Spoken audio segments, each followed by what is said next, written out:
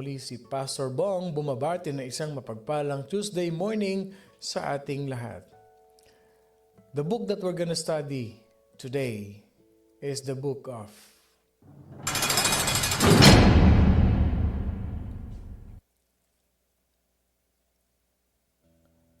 Judges. Yes, the book of Judges. Turn your Bible to the book of Judges.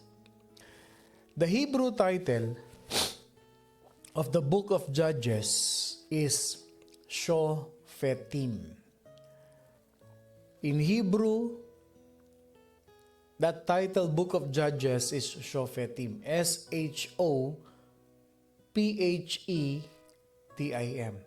Shofetim. Okay. Ang ibig sabihin po nun is judges or rulers or deliverers or saviors. Okay? The judges or shofet, okay, suggest that not only the idea of maintaining judges, panatilihin yung katarungan, not only that, but to settle disputes. Mamagitan, bigyan ng hustisya ang magkabilang panig, magkaroon ng pantay-pantay na karapatan ang bawat tao sa Israel. But it also can mean liberating or delivering. Kalayaan. Okay? Pagiging malaya. First, the judges delivered the people.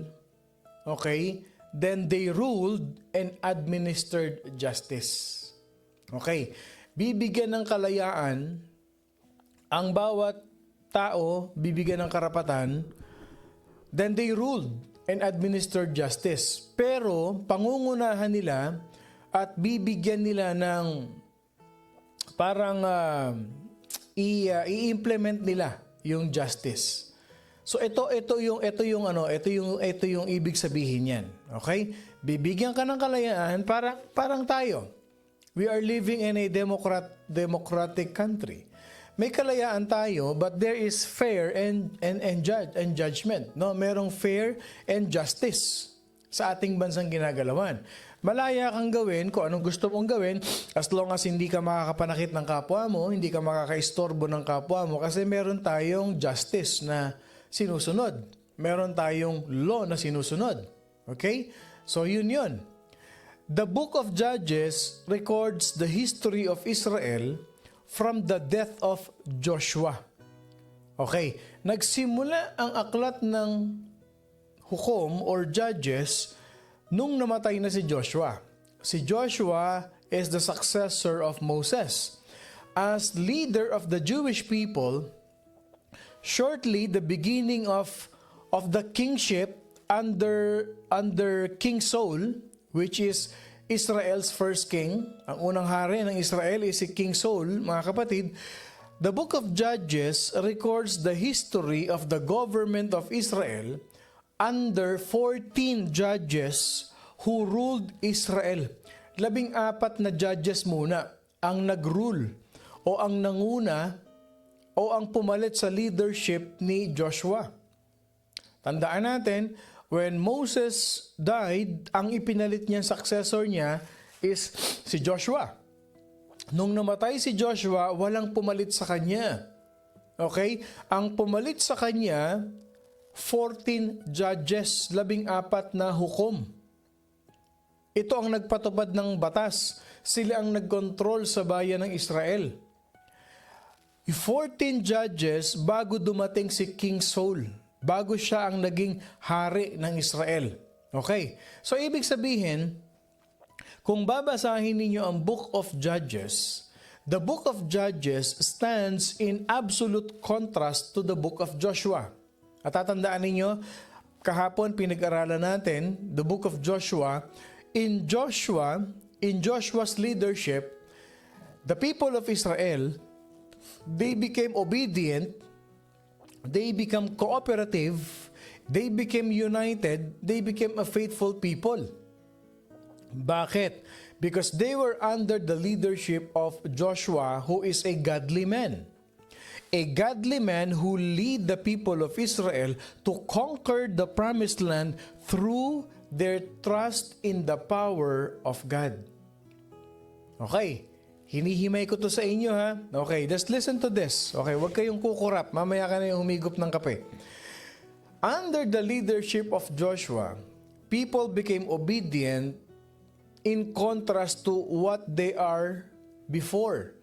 Alam natin, nung pinalaya ni Moses ang mga Israelites from Egypt, they wandered in the wilderness kasi ang mga tao mareklamo.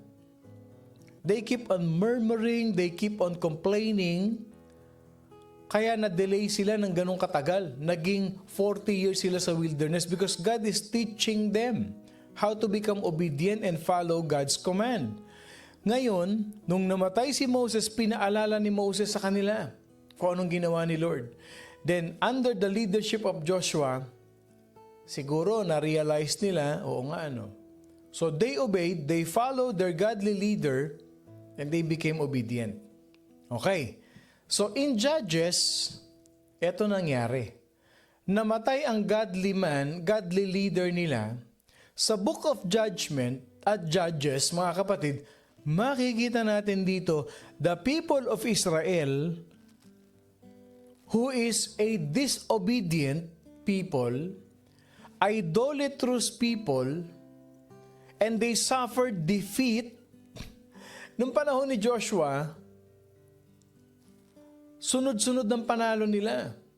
They conquered the promised land. They were able to defeat the Canaanites and different groups, different tribes sa land of Canaan, sa promised land.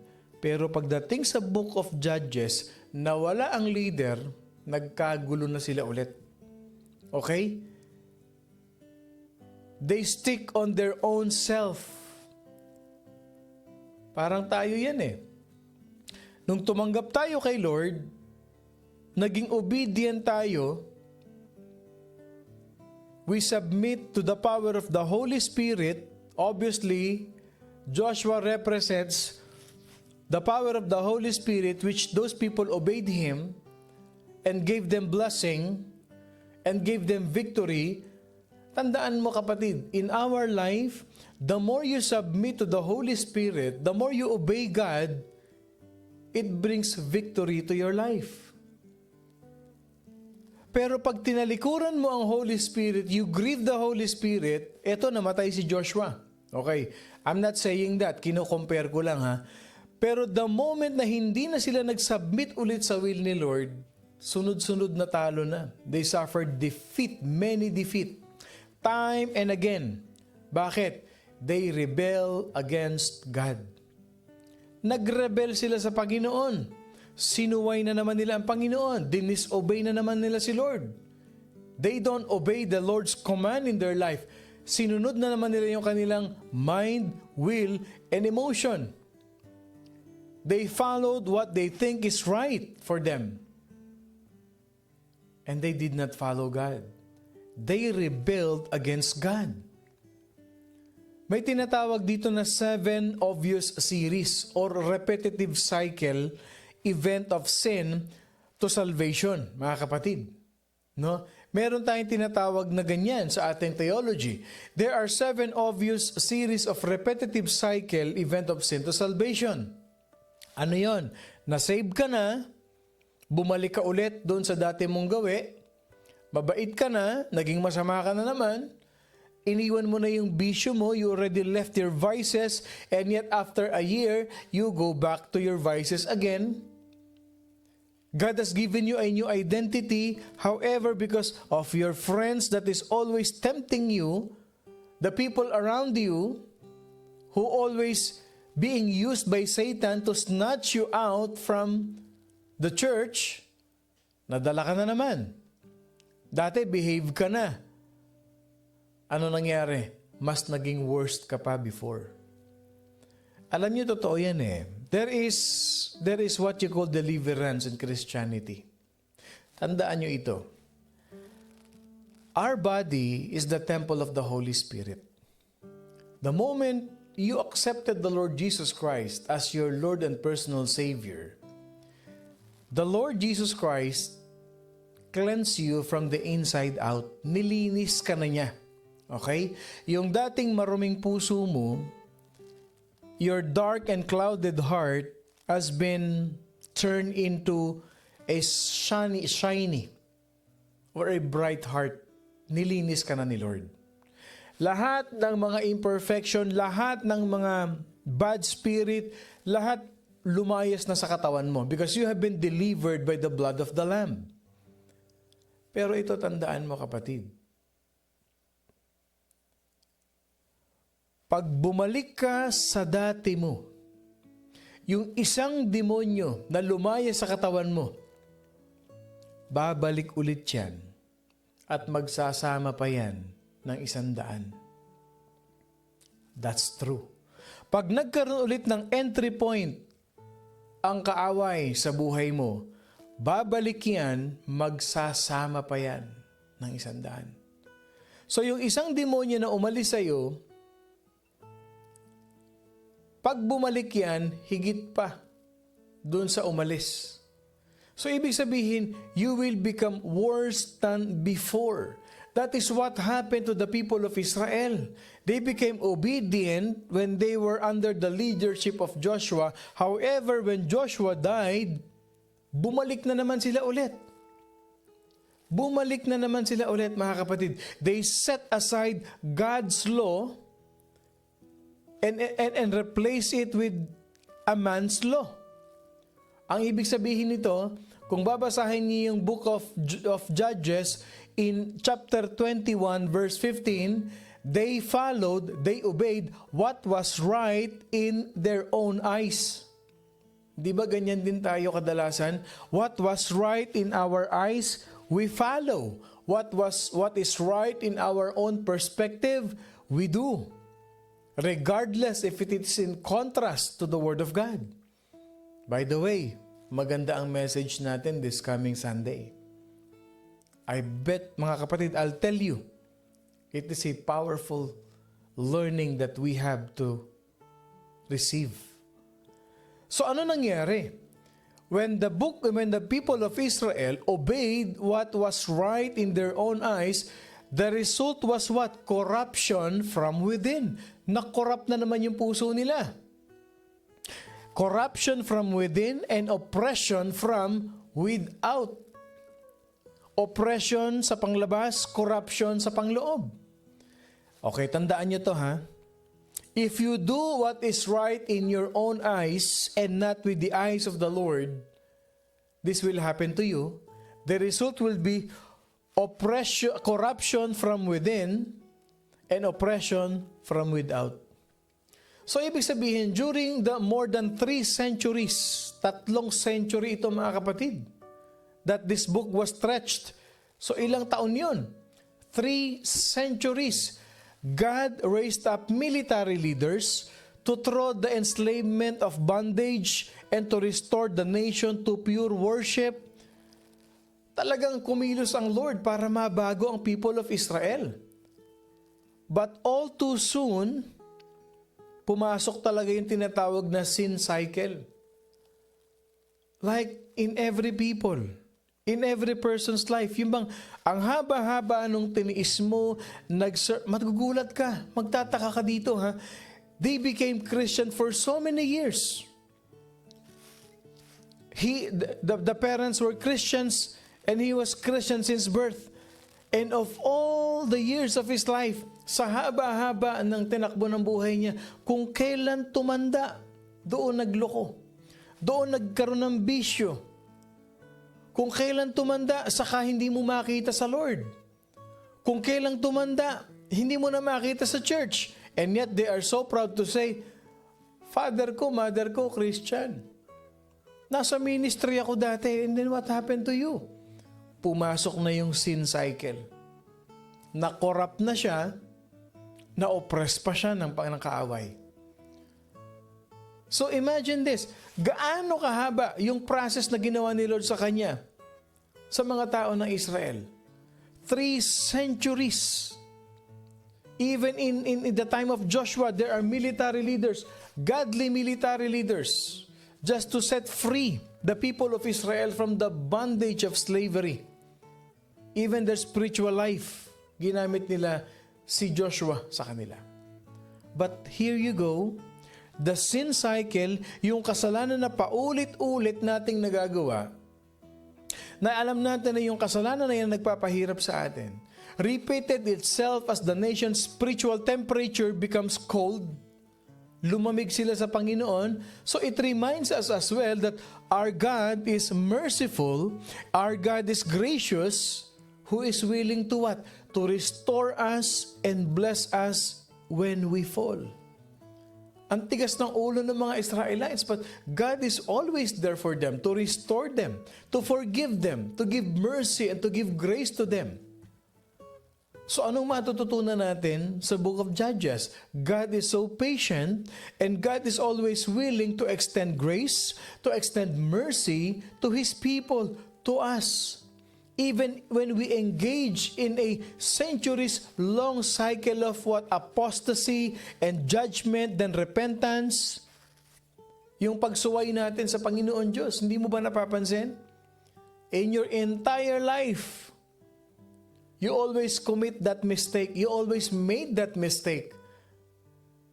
Na pagdating ng Sunday, magre-repent ka, magwo-worship ka, hingi ka ng sorry kay Lord. But here you go again. Pagdating ng weekend, hindi mo na naman mapigilan ng sarili mo, nakaharap ka na naman dyan sa bisyo mo, at naka-live ka pa. Inuulit mo na naman yung mga bagay na iniwan mo na for so many years. Ginagawa mo na naman. Ang tawag doon, sin cycle. Pumasok ka na naman sa maling relationship. Hindi mo na naman napigilan ng bibig mo. Hindi mo na naman napigilan ng pag-iisip mo. Sin cycle. Church, dapat nating tandaan to. Let us always remember this. Obedience always brings blessings to our life. Yang theme na yan, kahit na matigas ang ulo ng people of Israel, God forgave them because God is merciful. That's who He is. Sino sumulat ng Book of Judges?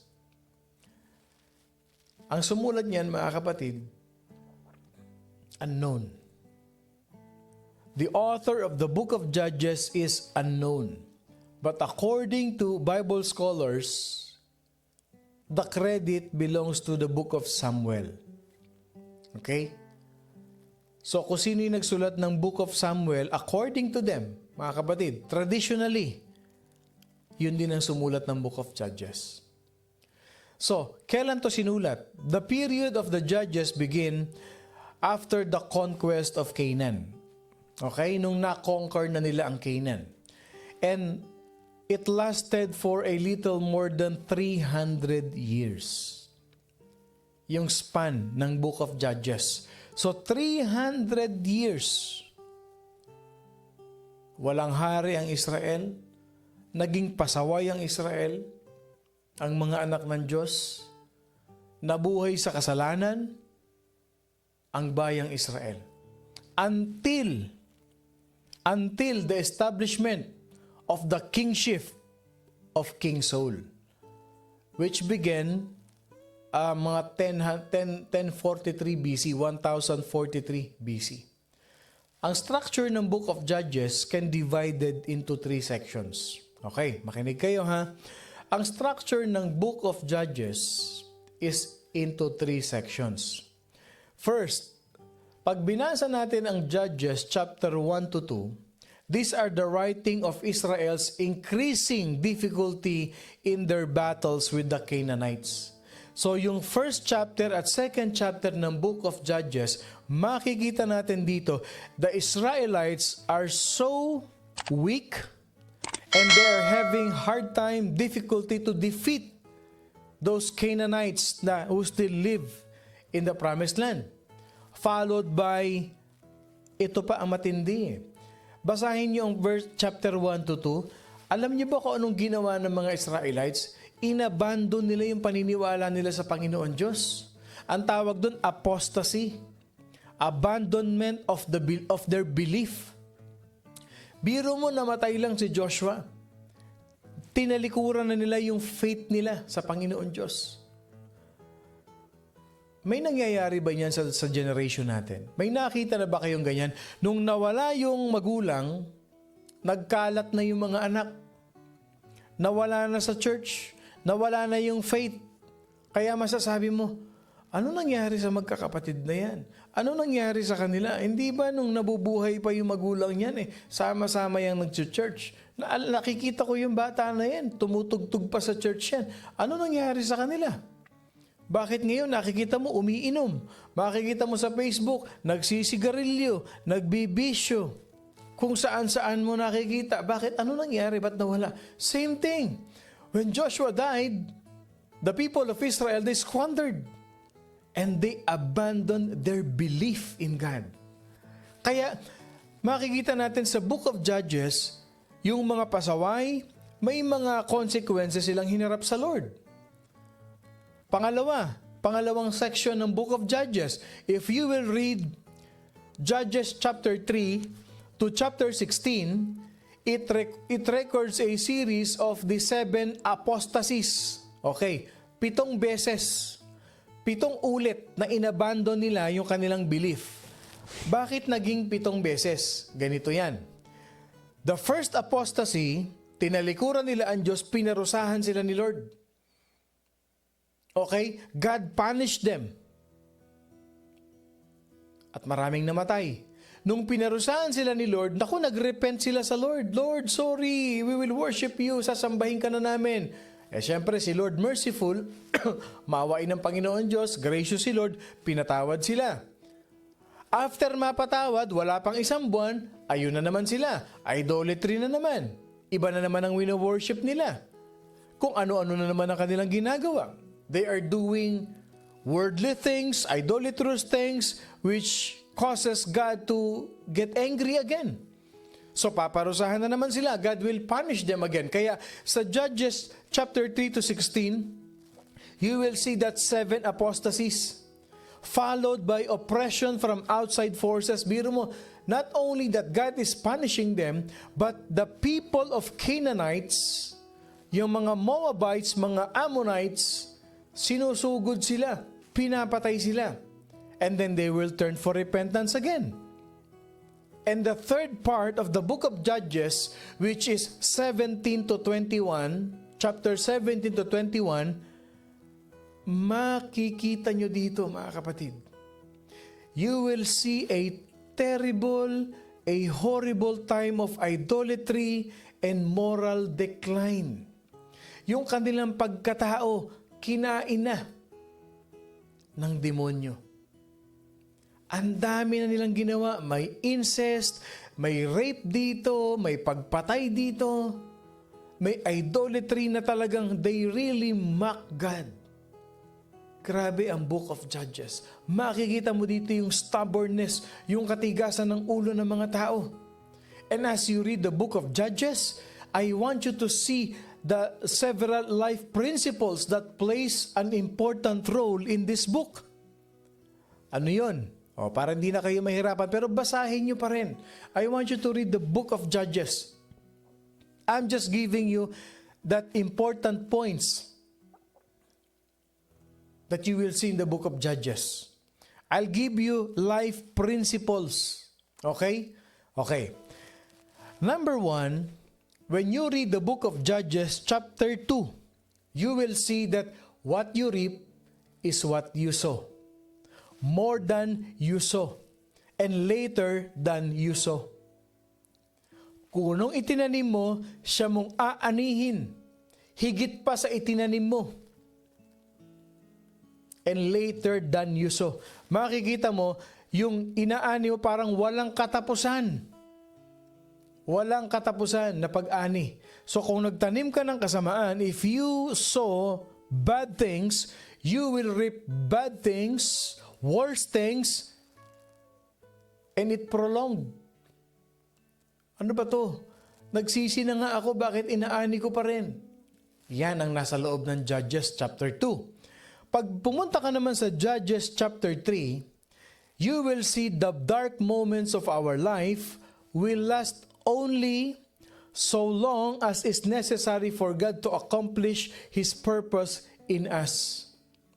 Makikita mo na yung mga masamang nangyayari sa buhay natin, dark moments in our life, hindi mo kontrolado. You cannot control it. You cannot control it. Only God does control of it. And God knows that it is necessary for you to suffer that long dark moments of your life to accomplish His purpose in us. Kaya tuloy minsan may experience natin sa buhay natin.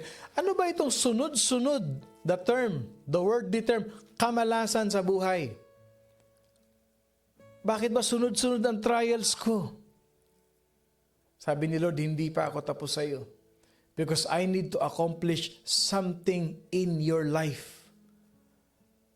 Tayo, pagka nahirapan tayo, gusto natin tapos na kaagad Kaya hindi tayo natututo. Masakit, end. Tapos na, palit na ulit. Hindi. Sabi ni Lord, you need to I need you to experience this. Kasi meron ako ituturo sa iyo. I need to accomplish something in your life so that you will learn. Then pag umakyat ka naman ng konti, you go up a little bit. If you will read Judges chapter 7, you will see naman, makikita mo dito, that God assumes full responsibility for our needs when we obey Him. Hindi naman puro negative yan. So Judges chapter 7, makikita mo naman how the hands of the Lord work in us every time we obey Him, that He will give what we need. Judges 7. Okay. A little bit, Judges chapter 8, what you will see is, whatever you acquire, outside of God's will, eventually will turn to ashes. Okay. Tandaan ninyo, mga bagay na natanggap natin sa masamang paraan, sa maling paraan, I'll tell you this, the book of Judges is saying, eventually it will turn to ashes. Okay. I need to see your amen. I need to see your amen, if you agree with me.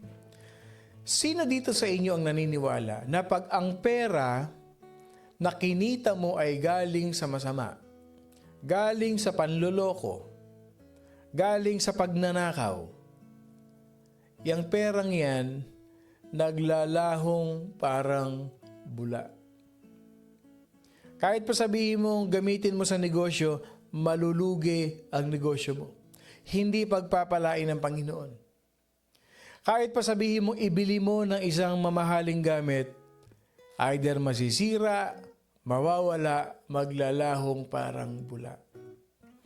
Yan ang Judges chapter 8. Whatever you acquire outside of God's will, eventually it will turn to ashes. Okay, tanong yan, dami nag-amen. I've experienced that. I've handled such amount of money from illegal activities. Pero 2 araw lang, 3 araw lang. Hindi ko alam kung saan napunta. Ubus na kaagad. And I pray, I know, marami sa atin dito na experience din yan. Yung perang hindi mo pinaghirapan, yung perang pinag-interesan mo, yung pera na dapat ibibigay mo ron sa ahente o dun sa dapat na may-ari niya na nag-commission yan, pero sinulot mo, kinuha mo, dinaya mo yung kapwa mo. Outside of God's will yan. Yung pandaraya sa kapwa, cheating.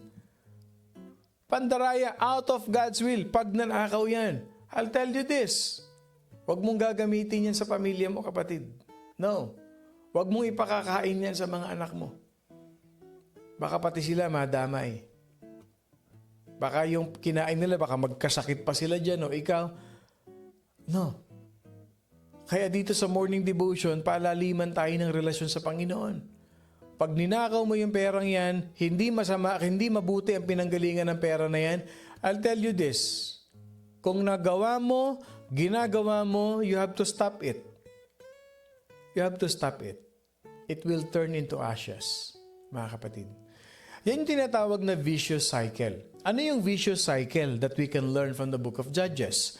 A vicious cycle is a situation in which an attempt to resolve one problem creates new problems that lead back to the original situation. Okay, tandaan mo to. Ang isang mali ay hindi maitatama ng isang pagkakamali ulit. Totoo yan. Yan ang vicious cycle. Okay? It is a situation in which you are trying to resolve a problem, but the more you try to resolve the problem, it creates another problem and it will lead you back to the original problem. Yun. So, ibig sabihin, pag mali ang ginagawa mo, mali ang masusumpungan mo. Pag mali ang hinahanap mo, mali ang masusumpungan mo. That's true. Yan ang vicious cycle. Hindi mo pwedeng ituwid ang isang pagkakamali ng isa pang pagkakamali. Yan ang nangyari sa Book of Judges. That is the story of all the 21 chapters of Judges. After the death of Joshua, no national leader came up, and the tribes began doing what was right in their eyes. And that pattern continuously developed all over and over again. When the people give in to temptation, they stop following the Lord.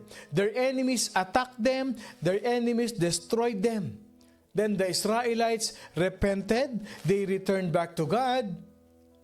At makikita ninyo mga kapatid, the Lord raised up leaders like Deborah, like Gideon, like Jair, and like Samson.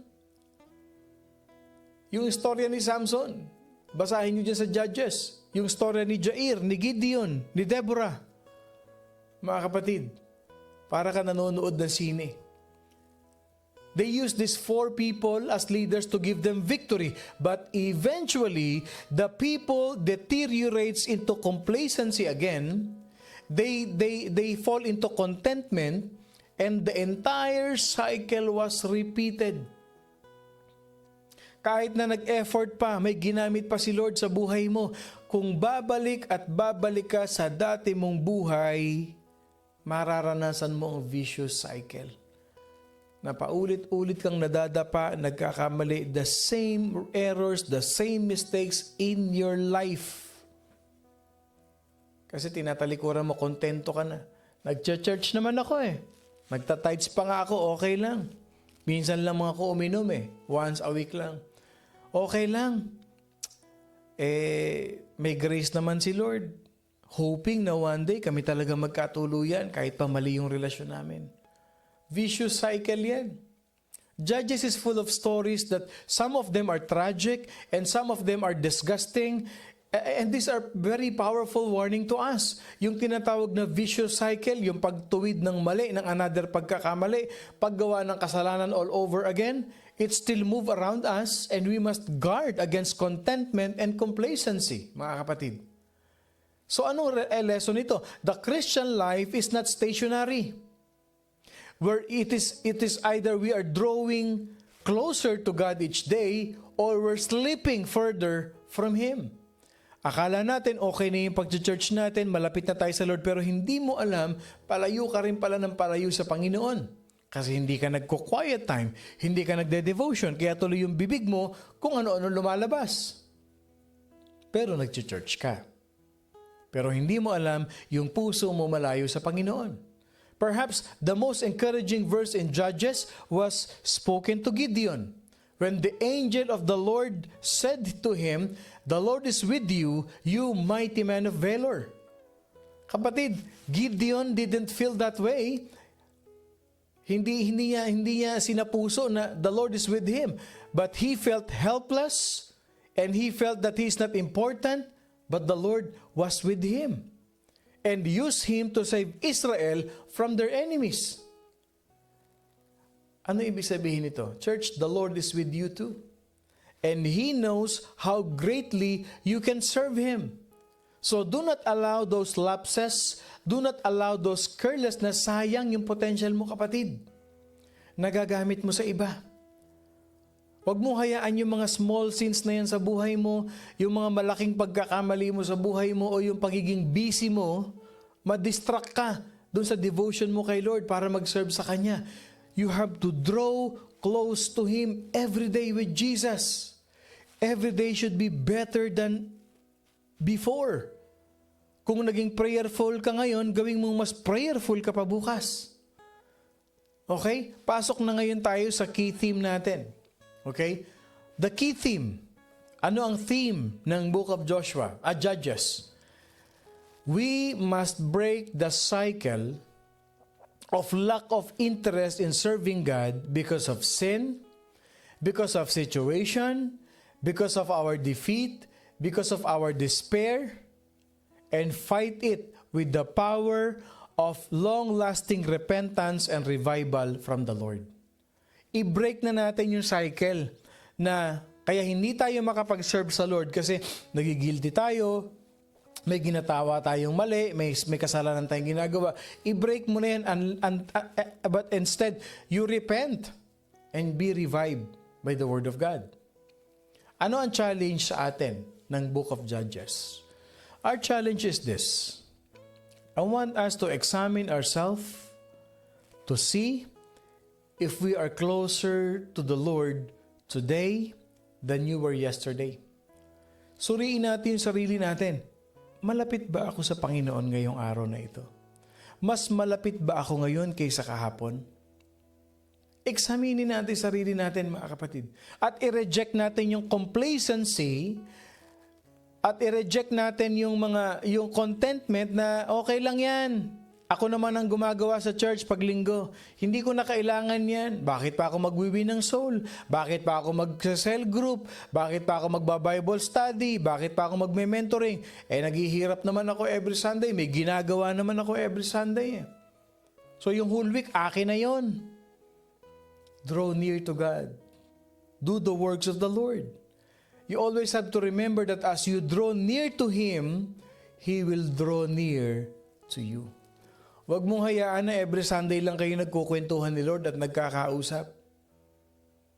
Make it a lifestyle na araw-araw kinakausap mo siya. Ano ang key verse natin sa Book of Judges? Our key verse for the Book of Judges is in chapter 2, verse 18 to 19. And when the Lord raised up judges for them, the Lord was with the judge, and delivered them out of the hand of their enemies. And it came to pass, when the judge was dead, that they reverted and behaved more corruptly than their fathers. That should be a lesson to us. That should be a lesson to us. Do not be complacent. Don't feel contented with what you're doing for the Lord, but draw near to God every day. Because as you draw near to Him, He will draw near to you. Yes, Lord, I will follow you all the days of my life. Magandang umaga po muli sa inyong lahat. Ako po si Pastor Bong, bumabati na isang mapagpalang Tuesday morning sa ating lahat. Lagi niyong tatandaan, mga kapatid, always believe, follow, obey God's Word. Don't ever be complacent like the Israelites did. Never be contented na Sunday lang ang date natin kay Lord. Talk to God every day, each and every moment of our life. At wag na wag kakalimutan, we are blessed by God.